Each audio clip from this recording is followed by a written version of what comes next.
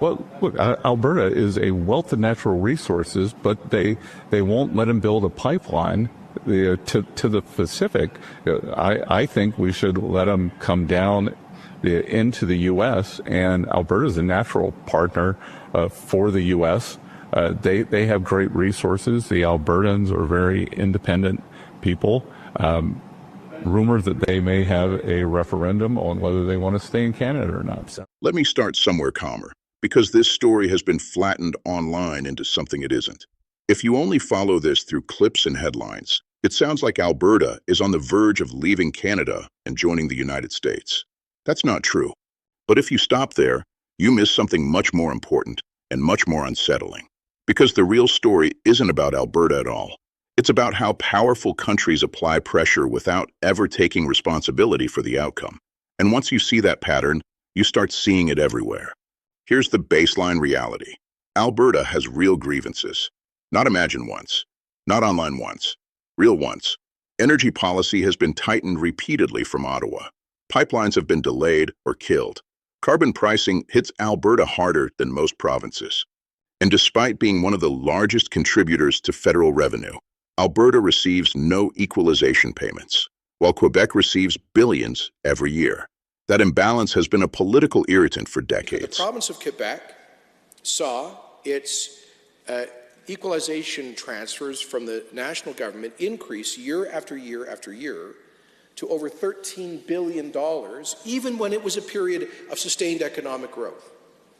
And so effectively, we had unemployed Albertans and underemployed Albertans through their federal taxes transferring funds to a province which had lower unemployment, which had a surplus while we had a massive deficit, which had dynamic growth while we had a sustained and deep recession. That one fact alone underscores the sense of unfairness in this province. But let me be clear. Albertans are generous. They are proud to have been able to share much of our prosperity with the rest of Canada when times have been good and bad here, but bad elsewhere.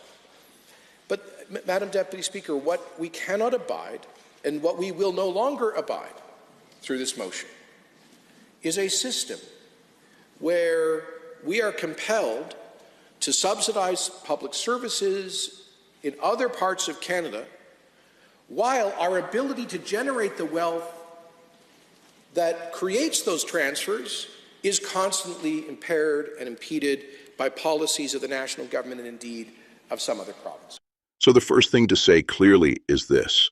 Western alienation didn't start with Trump. It didn't start with social media. And it didn't start with separatists. It's older than that. What is new is external attention. For the first time, an active U.S. administration has shown a willingness to engage with a separatist movement inside a close ally. Childish, ridiculous, silly, unbecoming a premier of a province.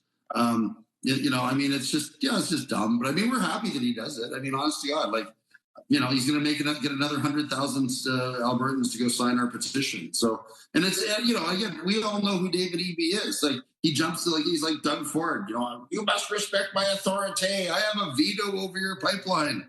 You will not have a pipeline. We all think he's a joke, right? I mean, it's, he is what he is. If there's one thing I'm getting from you, you see it as positive publicity for the separatist movement. Well, every time these idiots open their mouths, the backlash in Alberta, is through this. Not to endorse it formally, not to fund it openly, but to listen to it, and crucially, not shut it down. That distinction matters. Because in international politics, silence is often more powerful than statements. When separatist leaders say they've met U.S. officials close to the Oval Office, and the response from Washington isn't denial but vague neutrality, that sends a signal. Not just to the separatists, but to Ottawa, to investors, to other countries watching the relationship. The signal is, this issue has escaped domestic containment. Now let's talk about Trump, not as a personality, but as a decision-maker. Trump doesn't operate like traditional post-war American presidents. He's not interested in maintaining alliances for their own sake, preserving institutional norms, or managing long-term diplomatic trust. He's transactional. I would love to see Canada be the 51st state. The Canadian citizens, if that happened, would get a very big tax cut, tremendous tax cut because they're very highly taxed. How do you feel about President Trump saying Canada should be the 51st state? Love it. You love it? And that's our chance to become the Canada we're supposed to be, strong again. I don't think it'll come to a trade war. One day of no oil down to the States, they're going to buckle. We don't need their oil and gas. We have more than anybody. I think we've left ourselves in such a precarious situation economically, and we've been so poorly mismanaged at the federal. Every relationship is a negotiation. Every negotiation is leverage, and leverage comes from imbalance. If one side is stable and unified, negotiations are harder. If one side is distracted, divided, or politically defensive, negotiations get easier. That's the lens to view this through. There's a temptation online to frame this as some secret master plan.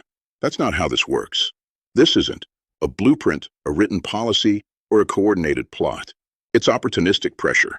Here's the pattern. Trump looks for fault lines, not ones he created, ones that already exist. Greenland, trade disputes with Europe, internal divisions in NATO countries, and yes, regional resentment inside Canada. When he finds one, he doesn't resolve it. He amplifies uncertainty around it. This part is subtle, but important. You don't need to tell Alberta to leave Canada. You just need to make the idea feel plausible, discussable, and internationally visible. That's enough to change behavior. Once markets start asking questions, governments start reacting. Ottawa becomes more cautious. Canadian leaders become more defensive. They spend political capital managing internal stability instead of projecting confidence externally. And while that's happening, negotiations continue. On trade, on energy, on border issues, on tariffs, pressure without fingerprints. This is where American media ecosystems matter, even unintentionally. When US-based creators exaggerate support numbers, amplify rallies, or frame Alberta as ready to go, they create a sense of momentum that doesn't need to be accurate to be effective. Politics isn't just numbers. It's expectations. Once people start asking, what if? Instability has already begun. And importantly, Trump doesn't need this movement to succeed.